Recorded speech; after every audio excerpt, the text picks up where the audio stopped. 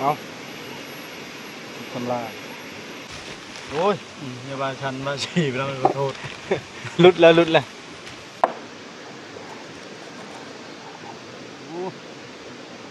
อันนี้บอกว่าจะชดหอนบอกฮู้ว่าเป็นยังจุไอขามานบ่ฮู้ว่าวันนี้บ่จื้อบ่จื้อเอาว่าวันนี้คันได้อาหารสิเอามาฝากอ๋อแม่นละ ปกติเราตัวไปรอบ2คืนตัวมาที่เป็นสิตัวมานนั่นนี่ มานั่นแล้วจึงกลับนี่ ขอบใจละลายโอ้ได้กินอาหารไอ้ ของฝากของตอน เบาเฮียงนี่เอามาฝาก แบ่งกินนำกันเด้ ในเนาะ โอ้ได้ของใหม่เนาะ ของไว้คนงามไปใส่แห้งงามแห้งเด่นเลยหืนอู้เช็ด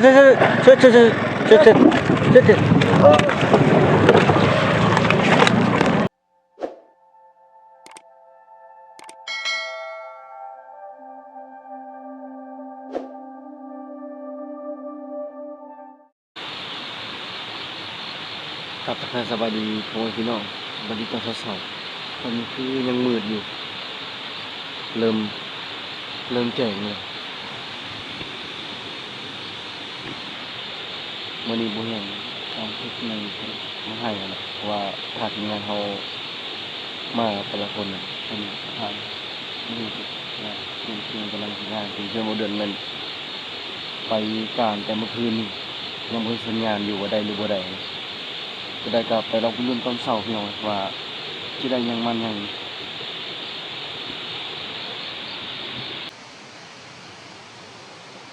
เริ่มแจ้งแล้วตอนนี้บ่ทันมียังเข้าเลย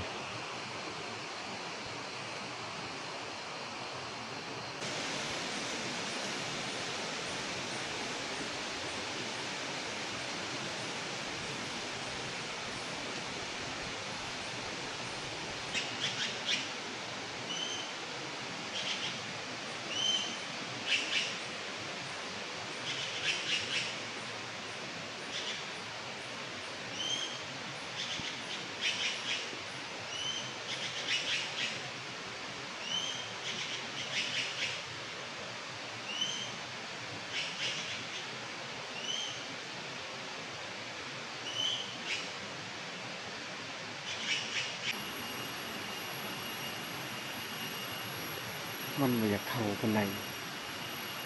บ่ฮู้ว่าเป็นน้ำอากาศหรือว่ามันเห็นผ้าบัดเฮาผ้าบัดทั้งสองพื้นก็เข้าแต่สองตัวบ่เห็นมีหมดสองมากตัวหนึ่งตกแล้วตัวหนึ่งบ่ถึงแล้วก็นกเข้าทางพุ่นละประมาณได้ละประมาณ5ตัว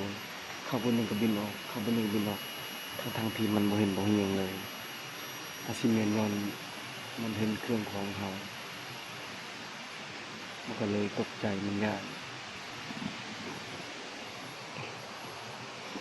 งึดอึดเลยนกเผากับพวกเขานกปลิวกับพวกเขา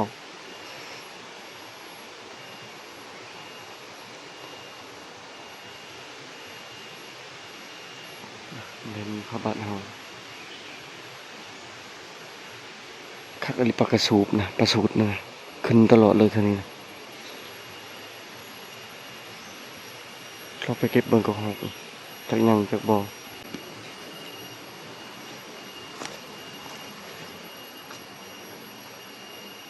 นี่กับหอก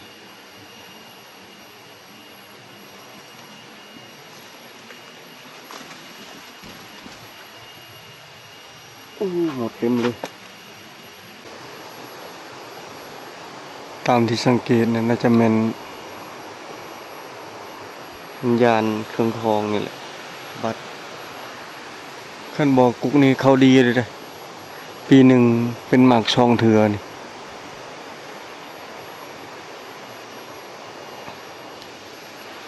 เห็นกับมักกินมาทางแล้วก็บ้างนอกกับมักแต่ละปีเห็นเขาตลอดแต่ว่าปีนี้เขาเห็นขี่กันแต่ละปีเห็นบักขี่มาคนนี้เขาหอกขึ้นตัวน้อยๆครับมึงกินบัดตกมาบัดใหญ่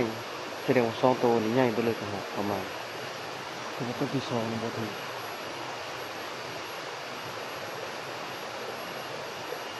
ขาอยู่นกปลากับบุกเข้า สุดท้ายก็ได้แต่กระหอกตัวเดียวนั่นแหละหอกตัวที่สองน่ะยิงบ่ถึกพอดีไปเก็บกระหอกแล้วก็เห็นบางน้อยตัวบุแห่งยิงเมื่อคืนนี่หมดกินไปแล้วเมื่อกี้นี่นะเห็นนกเป่าอยู่พุ่นช่องโตตัวบุแห่งยังดักอยู่หันแต่ว่ามันอยู่กุกพุ่นมันงออยู่กุกหันแหละแล้วก็นกกระดกน้อยช่องโตนกกระดกคอแดงๆชบแดงๆบ่เข้ามันน่าจะอันนี้แหละวิญญาณพระบัดเฮา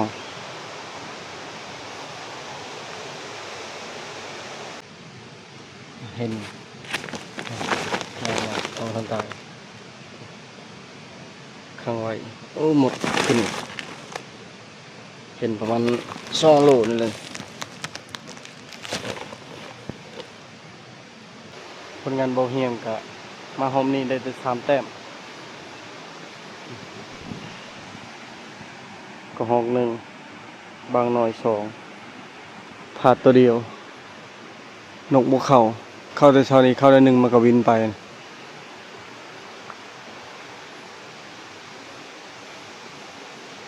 กุกนี่มันยิ่งยากแน่แล้วก็คือมันบ่กล้าเข้าเห็นพระบัดเฮานี่ตัวนี้บ่เฮียงเพื่อบ่เป็นการเสียเวลาชิ้นดังไฟแล้วก็นึ่งข้าวท่าทีมงานจนครัวอาหารครัวหยังแล้วก็กลับเลยยันซีนเฮาเน่า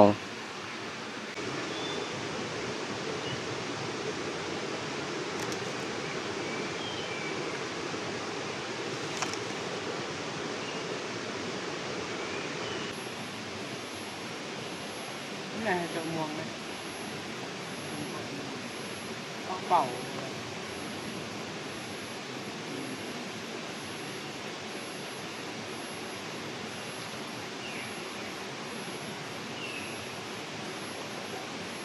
เยอะจะเป็นตัวเยอะจะมีจะเป็นตัวของเรา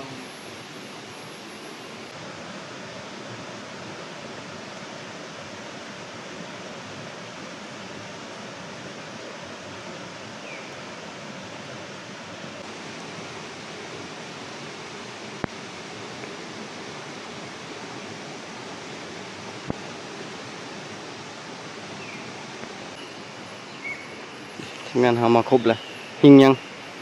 ไม่ได้อย่างงี้ไม่ได้พอยังเลย ไปเฮาใส่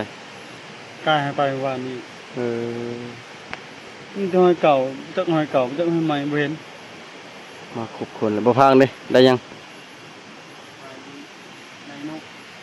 ยิงนกเมื่อกี้นี่นะป๊าด เป็นนก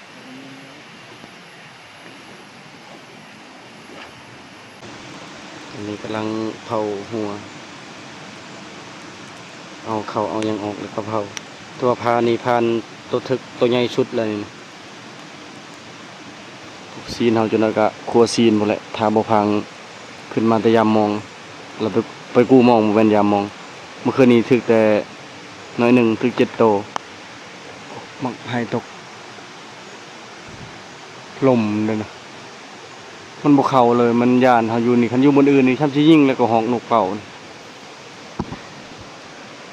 สัตว์มันก็ย่านคือกันแหละทั้งควันไฟทั้งอีหยังอยู่นี่ตัวนี้เข้าก็กำลังสิสุกเลย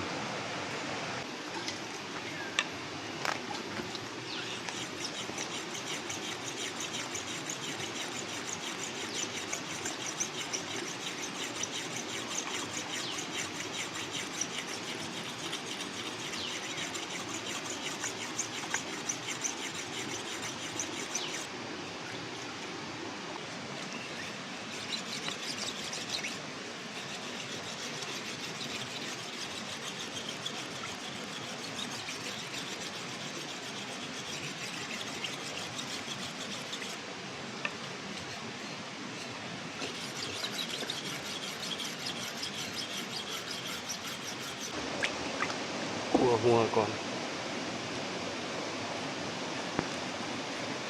นั่งยากมัน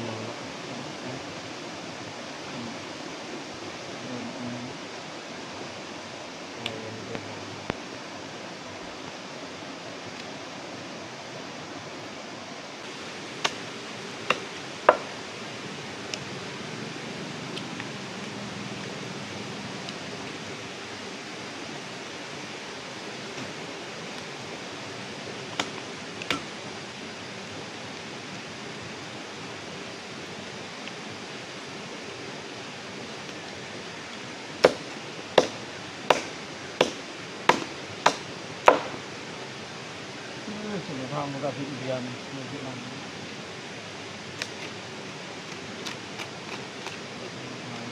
เป็นเดียนมันผิดเดียนกว่านั้น ได้ลายบ่ฮอนบ่ฮาโล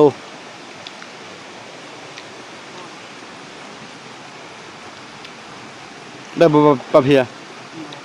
บ่ถึงเนาะนำลงหลายเลยเมื่อวานนี้ยังเท่านี้อยู่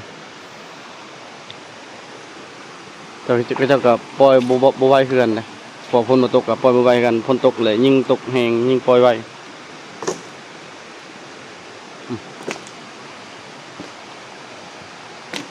โอ้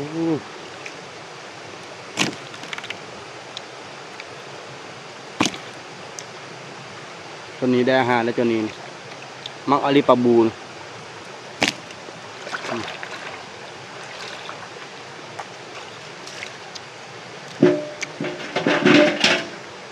ใช้น้ำมันเลยแม่งน่ะปลาครึ่งบ่โอ้ปลาครึ่งน้อยก็ถือปลาบูลายลิมันนี่มัน7-8 โตพอ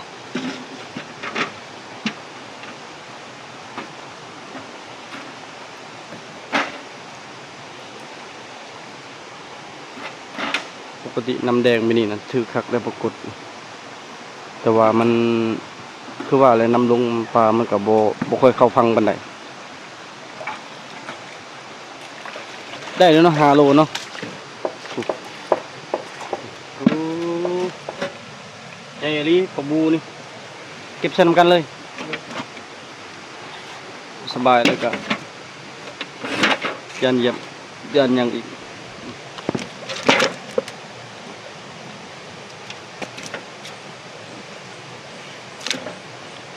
ขนาดบ่ถึกเดี๋ยวนี้ช่องด่างบ่ มีเนื้อกิน ปลายังมากินปลาครึ่งน้อยบ่แม่นสะดูขาดเลยอันนี้มันยำแต่หูสำนี้เลยพี่น้องนี่ตัวครึ่งหม้อปลาครึ่งน้อยก็มี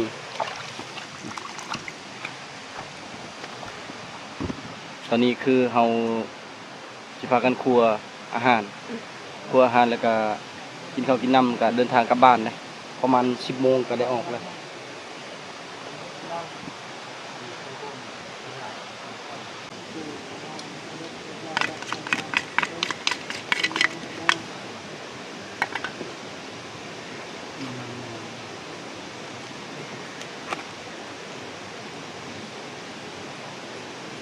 จากปีติบเขาเนี่ยบ่ได้ใช้งานนี่โหติบเขาบ่เดือนนี่เบิ่งนะเป็นเขียวเบิดทางในนี่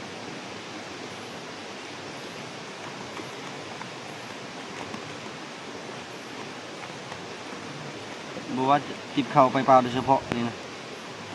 บ่ได้ไปปลาเลยก็บ่ได้ใช้งาน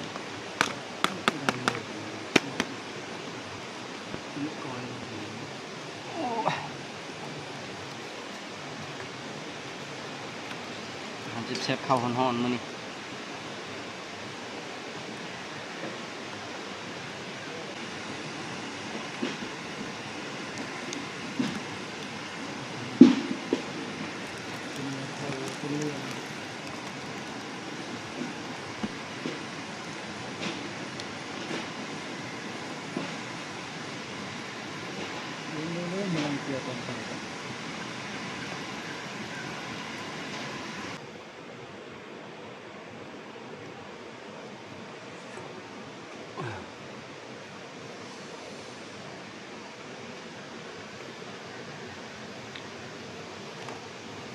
ปิ้งมาพังปิ้งเฮ็ดตามสบายใจ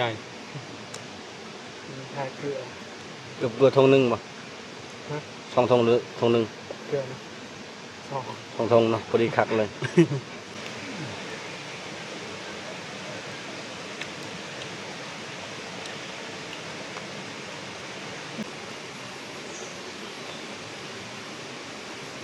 บ่ได้กิน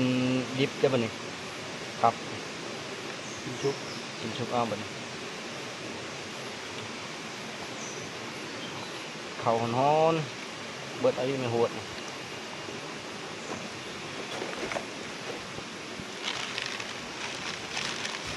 โอ้ย อย่าบาชันบาฉีไปแล้วขอโทษ ลุดแล้ว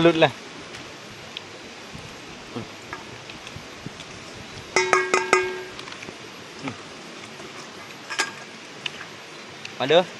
พี่น้อง มา กินข้าวห่อน พอดีอยาก8 โมง9 โมง 9 โมง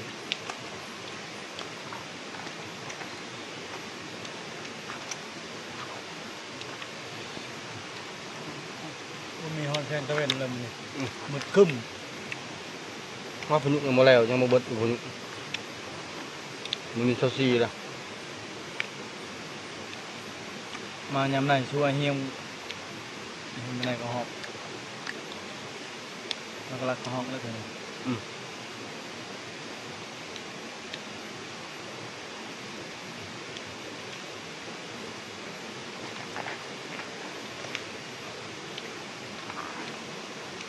ซอยแน่เอาไว้กับลาบเนี่ย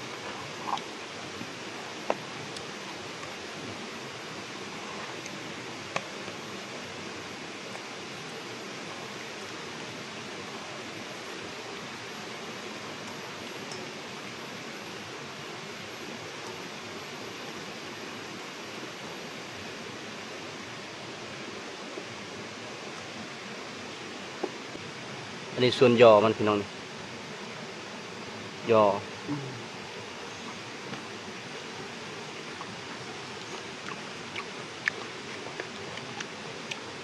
อันนี้บ่เพิ่นว่าผมมักกินกับข้าวน่ะข้าวเหนียวร้อนๆนี่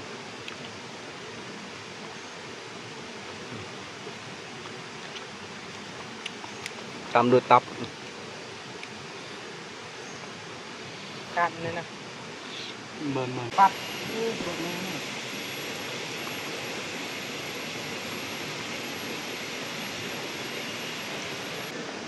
คันเฮ็ดเวียกนี่ท่าแต่ว่ากินนี่บ่ท่าเด้เพราะว่าอาหารมันหลายนะก็สิเวียกท่าคันทำนกทำกระห้องนี่ท่าบ่ข้างอยู่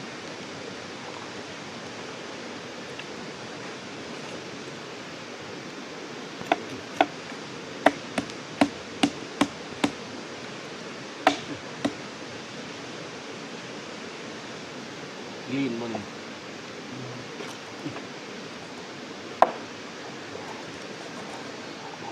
โอ้อันนี้บ่ว่าจะสะท้อนฮ้อนนี่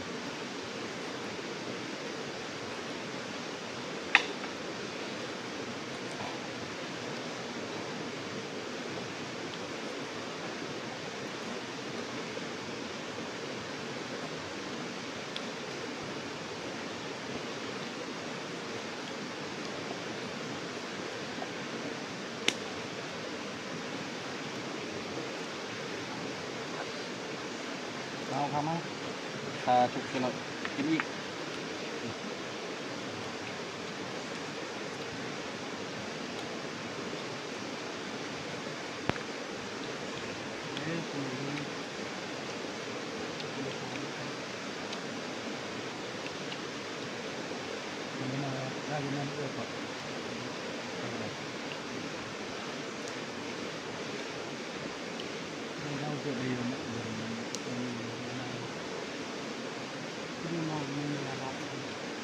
ถูกปากเลือกขึ้นต้องแปะกัน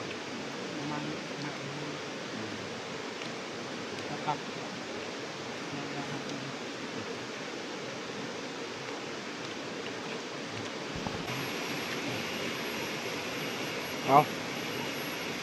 ทำลายมัน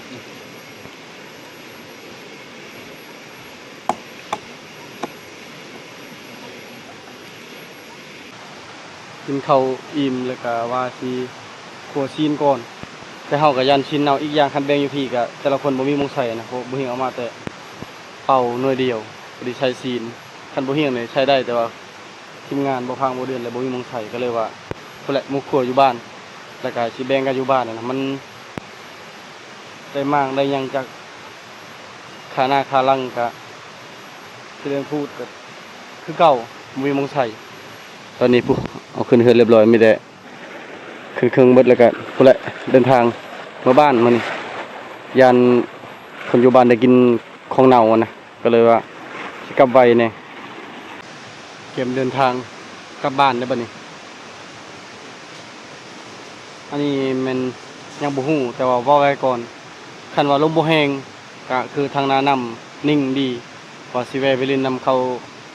ซาปูแล้วก็ไอ้ดองสิแบ่งสิ่งเล็กๆน้อยๆเพราะว่าเฮาก็เคยได้จากเขาหลายๆอย่างนะบ่ว่าจะเกลือเป็นนัวเบิดก็ไปคอน้ำข้าเจ้าและปีกายนี่เลนาเพิ่นได้หมูป่าแล้วก็แบ่งให้เฮานะเฮ็ดนำการซอย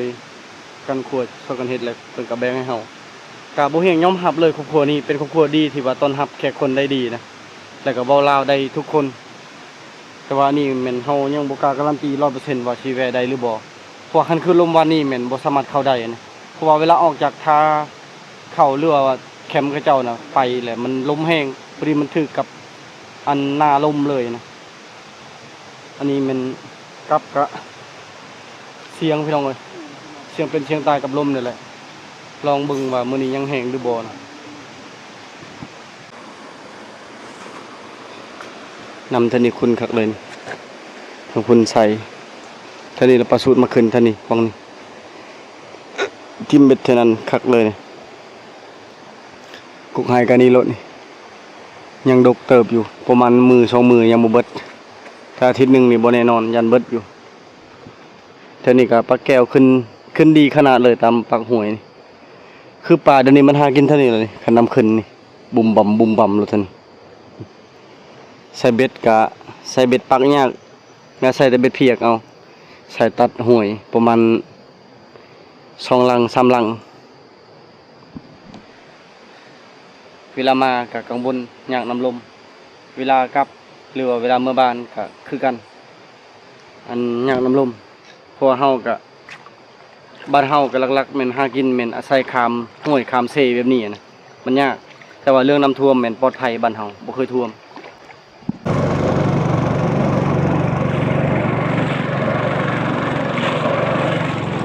ลมนี่ขนาดอยู่ลุ่มพี่ใดก็อยู่เทิงนี่แห้งกระเตกเพราะลมมันผ่านมาแต่พุ่นมันไหลมันขึ้นพัดขึ้นนะเบิ่งไปพัดนี่ก็จนก้ง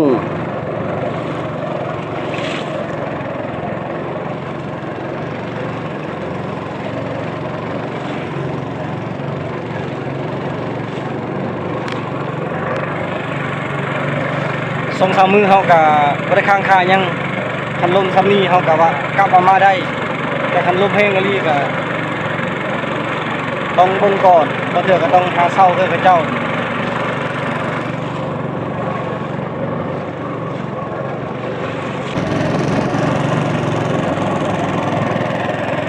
โอ้น้ำแดงนี่เหมาะกับใส่เบ็ดเลยกูไปใส่ห้วยนั่นน่ะ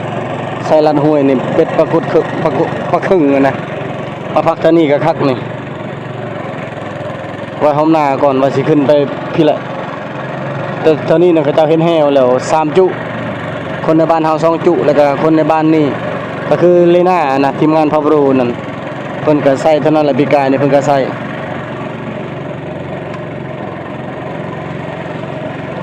เบิ่งก็คือว่าลมบ่แห้งเวลามันสิแห้งผู้เวลาคว่ำไปฮอดปลายผู้นั่นน่ะส้นผู้หั่นส้นผู้น้อยๆส้นผู้ตัวนี้นะ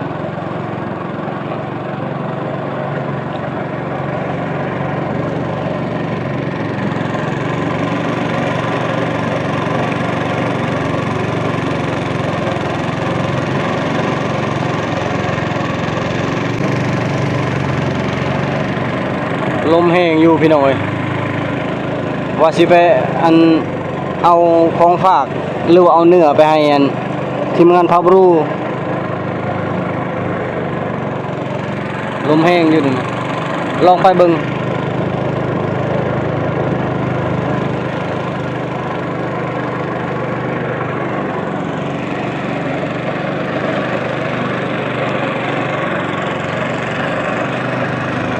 อันนี้คือบอลพับรูเขาจะมาลิ้นโทรศัพท์อยู่พี่มาลงคลิปอยู่พี่ไอ้ทองจัน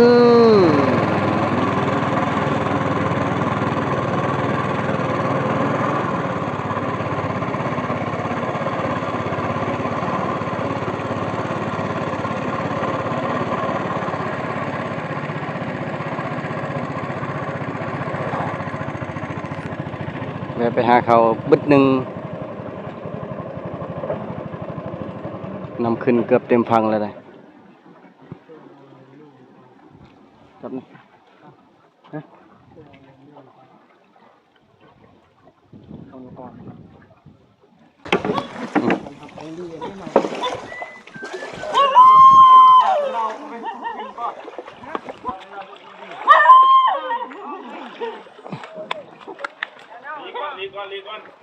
เจริญพรอ้ายแบ่งหน่อยว่าสัญญาณคือว่ามีสัญญาณเท่านี้นะมีป่ะ มีแล้วอยู่หันแห่งมีได้ตกไก่มากันนี่ ไม่ใช่บ่เห็นนะมากินปลาน้องปูน้องปลากัน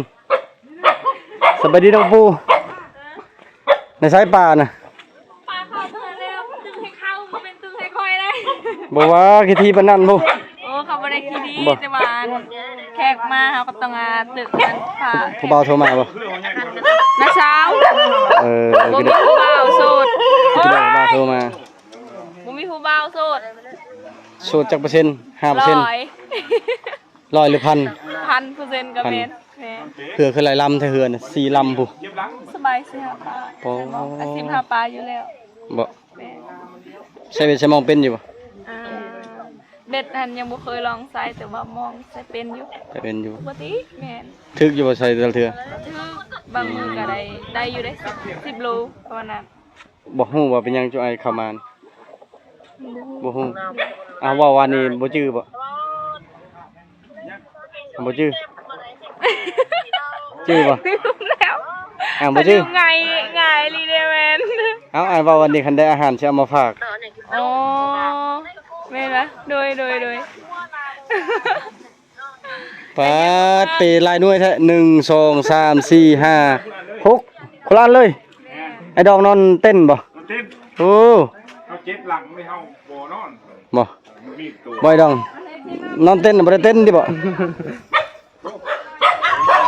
เอาอาหารมาฝาก อย่าได้ลูกพี่ ปกติแล้วตัวไปนอน2คืนตัวมาคิดว่าสิตัวมานั่นนี่ มานั่นแล้วจึงกลับนี่ เอาของฝากมาให้ นี่นอนอันนี้นอนนี้ นี่แหละ มาเบิ่งว่าไอ้ดองอยู่พี่อยู่จังไดกินจังไดนี่ นี่มันนอนห้องนี้ โอ้ มันนอนสูบลมได้นี่ โอ้คักตัวนี่นะผู้ นอนสูบลม บ่ได้เย็นที่กลางคืนน่ะ บริเย็นแล้ว บ่ มีฮีทปุ๊บแล้วก็มันก็โอเคแล้วนี่ สบายได้ให้หินบ่เข้าแล้วเนาะยุงยังบ่เข้า นี่ แล้วก็บ่ฮู้บ่ซึมที่หลังคานี่ บ่โอเคแล้ว มีแต่ว่าเขาซื้อไฟยังมาปุ๊บแล้วก็ปิดนี่ปุ๊บแล้วก็แล้วถ้าฝนตกมา โดย เฮาตั้งใจเฮาสิบ่เฮ็ดนั่นน่ะบ่เฮ็ดฝา อ๋อแบบ อืม ชมวิว ชมวิวเลย อันนี้ก็ทำนองนี้แล้วนี่ อันนี้มันนอนน้องเพิ่น ม แต่คนเขาก็สิเฮ็ดบ่นี้เที่ยงเขาได้จ้ะ โดย ก็สิว่าเป็นระเบียบสิบ่เป็นระเบียบคนให้คืนก่อนเขา ก็เข้าใจอยู่บ่แม่นว่าเฮือนรับแขกเนาะอันนี้ก็เป็นบอน มันอยู่กับเจ้า บอนอยู่ลิ้นเนาะ เขาเชียงมากกับมา แม่นอันนี้แหละใครอยากอันมานอนก็ต้องเอาเคยดองมานี่แหละ วันนี้ง่ายดี ใครมาลิน หรือว่าเป๊ โดยเอาอันนี้มันเป็นผ้าย่างที่เอานี่เนาะตัวดำๆนำบ่เข้าที่เนาะ กาพระบดีก็บ่เข้าดอกน้ำฟินธรรมดาบ่เข้าดอกเขาพระนอนพระห่มเหมือนพระห่มก็เป็นถุงนอนเด้ ผู้นอนก็ได้พ่อผมก็ได้ เอาโตซุบเข้าไปปุ๊บแล้วก็ โดยอันนี้เป็นปะไว้พี่ตลอดเลยบ่ เปล่านี่ตลอดมันมือเขาก็เปล่าพี่ โดย กู้ไว้ บ่เมื่อวานนี้ไผขึ้นไปทำอ้ายเมื่อวานนี้ พวกกุ้มมันตึกเบ็ดนี่เขาก็มืออยู่แล้ว เล่นลงมานำเขาบัดจะนี่มาส่งน่ะ แม้เขาก็มืออยู่แล้วแต่ว่าจักษาจักสวย มือ Ừ. ปุ๊บแล้วเขาก็ซื้อข้าวซื้อน้ำเขามา ลมบ่แห้งเมื่อวานนี้นะ เขามีเสื้อชูชีพ บ่เฮาแห้งอลีเด้อเมื่อวานนี้ แห้ง นะ ก็แห้งแล้วเหือตัวมันโชว์ที่ตัวมามันแห้ง แห้งอลี ที่เข้าไปนะมันโหยได้แล้ว นะอันนี้เสื้อชูชีพ FC ให้มันนี่ ปาดผู้โอ้อันนี้มันใช้ไว้ยังนี่นะใช้ไว้ยัง ว้าวลอยคอเลยมันกับสีข้อแหบอันนี้เอาเป้านี่เอา เวลาเกิดเหตุนะ ประเทศ FC อ่ะนะหารขั่วศิลาอาหารตำสั่งอยู่เวียงจันทน์ เอาคนเวียงจันทน์ฟังกันมาให้นี่ แม่น ไล่จิกเก็ตเนาะ เฮาว่าถามเท่าไหร่วะเพิ่นว่าบ่เอาน้ำกระยาวโอ้ยเฮ้ยแต่ฉบับนี้ ตั้ง10โตพุ 10โต ดีใจนำดีใจนำ ยกเฮาก็เลยว่าเพิ่นฟังบ่ได้เอามาเพิ่นเอาสร้างบ่ได้จีน โอ้คันสมมุติเราซื้อนี่แพงบ่ ห่วยเฮาเบิ่งอยู่ในแอป Lazada นี่ตกอยู่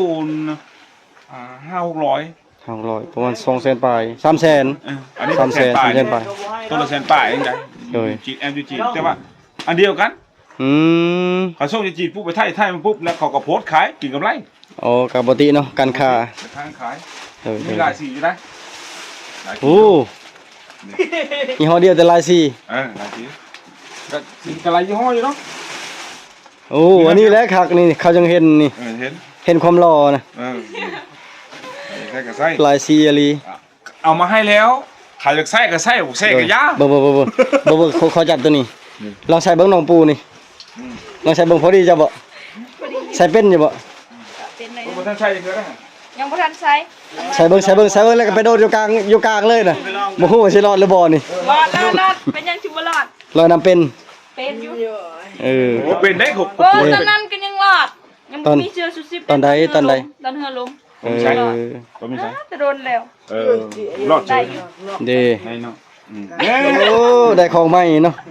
ของไม่ คนงามไปใส่แห้งงามแห้งเด่นเลยน้องเอาสีนี้เลยคักน่ะ โดย เอาสีอื่นเดี๋ยวบ่เหมาะกับน้องสีดำน่ะบ่ต้องใช้สีดำน่ะ คักเหมาะกับเพิ่นครับ ดีใจนำได้เบ่แต่ละคนนี่ไปได้ไอ้ดองจักนี่ยังใช้ได้แล้วบ่ ใส่ได้บ่เฮากับมันยังดับจักมันเป็นได้เดี๋ยวครับมันยังดับได้นึง เวลาฮ้อนบ่เลยนะ เฮาหักมาในเฮาบ่ทันเบิ่งนะ ทางนี้เด้อ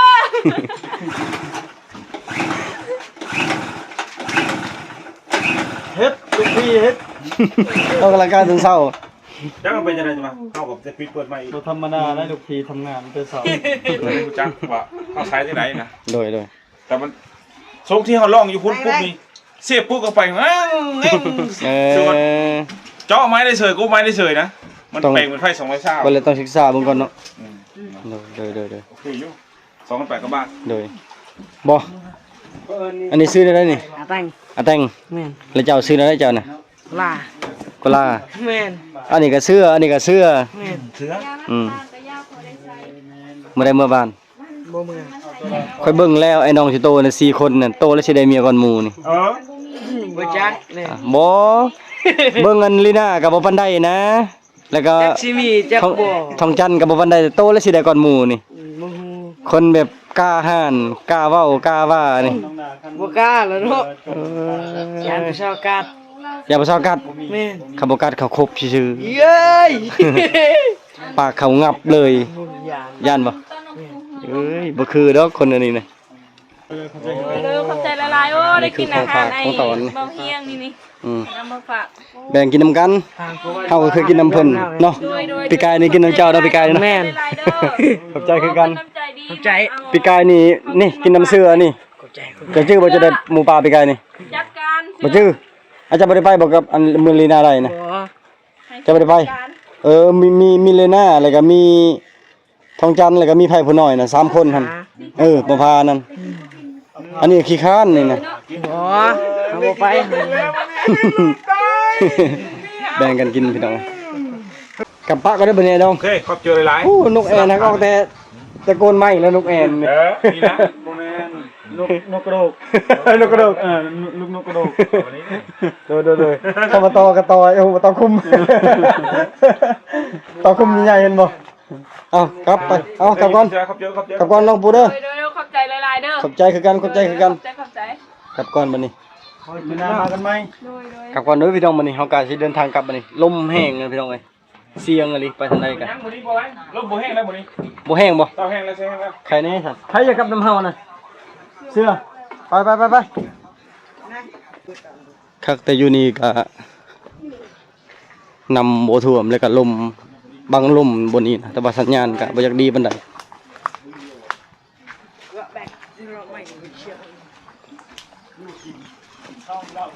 แวะไปให้เอาขาหน้าขาหนึงให้แล้วก็เดินทางกลับบ้านต่อบัดนี้เวลาเฮาข้ามทางนี้แหละครับนาลมตะพุ่นนั่นน่ะมันยาวเลยคันแถวนั้นมันก็สั้นลงตอนนี้ยาวเบิ่งคืนก็คืนต้องใหญ่นี่เบิ่งคืนนี่มาเป็นบาทนี่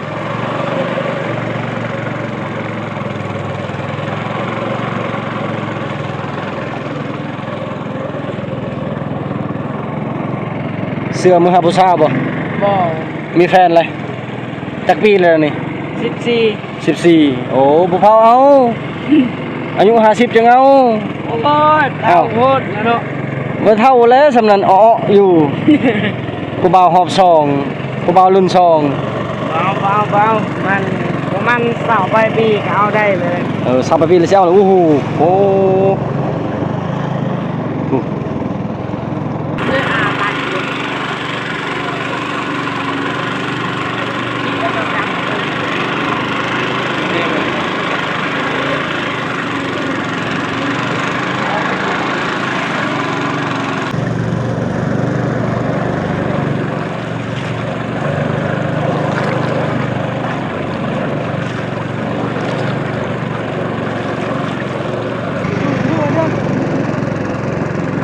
โมงนี่แหละคืนใหญ่เลยวิทย์ดีกับวิทย์นี่เบิ่งนี่ใกล้ชีวิตแล้วนี่เท่านี้นี่กูคานี่นี่เบิ่งมันทำนาลมเลยนี่น่ะทางมาแต่ไตผมแต่กังหันลมนี่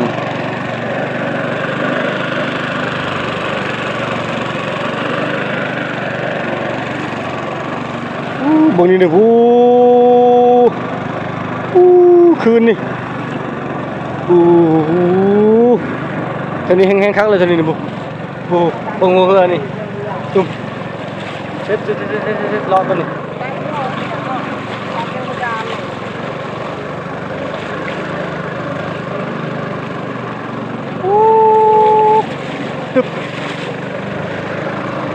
อ๋อลมนี่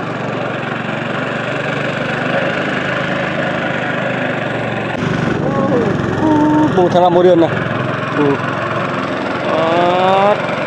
โอ้โหนี่ลมนี่นี่มันเป็นคืนโอ้เช็ดขึ้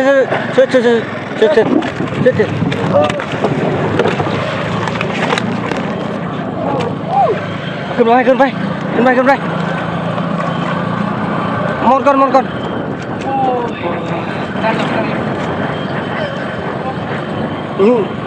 ยูบนเรือนมาพังไว้สระน้ำหำสระน้ำ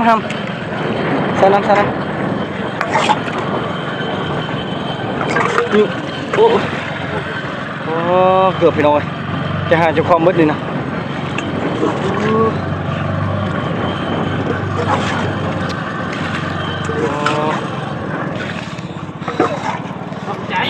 อยู่กับตัวแล้วบริพี่น้อยตรงนี้นะใครจะบุษบุษยังแค่นี้บ่ บุษยังตกเหือเลย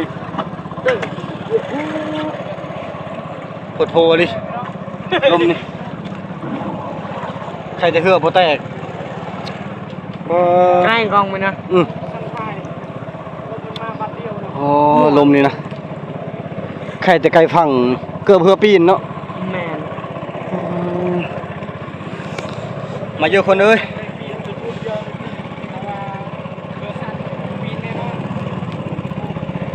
ใจไปอยู่กับโตเลยพี่น้องเลย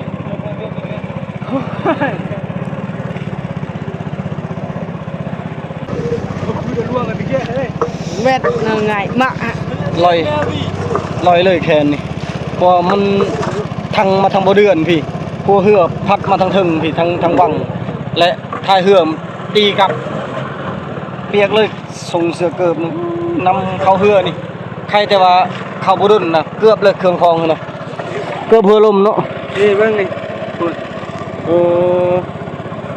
บ่เป็นยังสำเนียงบ่แม่พี่น้องใครแต่ว่ารอดเนาะโดยใจไปอยู่กับโตเลยใจเนี่ยปูใจจนลงไปอยู่กับตีนเลย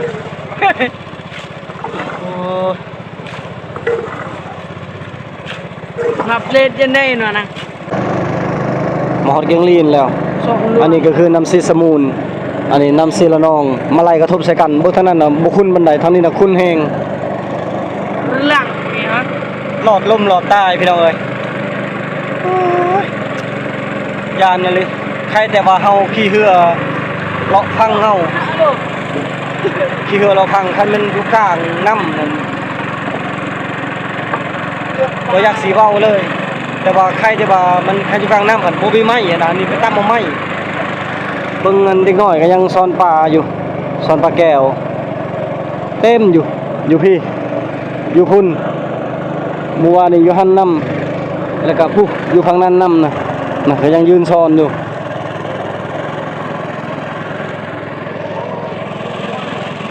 เอาไปดองเอ้ยจังได๋ก็ยามันอุบัติเหตุมันก็หลีกเลี่ยงบ่ได้นะคนเข้าเรือก็ขับดีแล้วแต่ว่าลมแรงตัวนี้ก็ตลอดปลอดภัยแล้วมื้อฮ้อนปานนี้เรียบร้อยก็มีแต่ขี่รถไถคอยาวเมื่อสำหรับคลิปนี้ขอจบไปเพียงเท่านี้ก่อนพี่น้องเอ้ยก่อนอื่นก็ต้องขอบใจเพิ่นทุกคนที่เป็นกำลังแห่งใจและก็เป็นห่วงใยให้พวกเฮาถ้าติดตามในพี่น้าพี่น้องบาย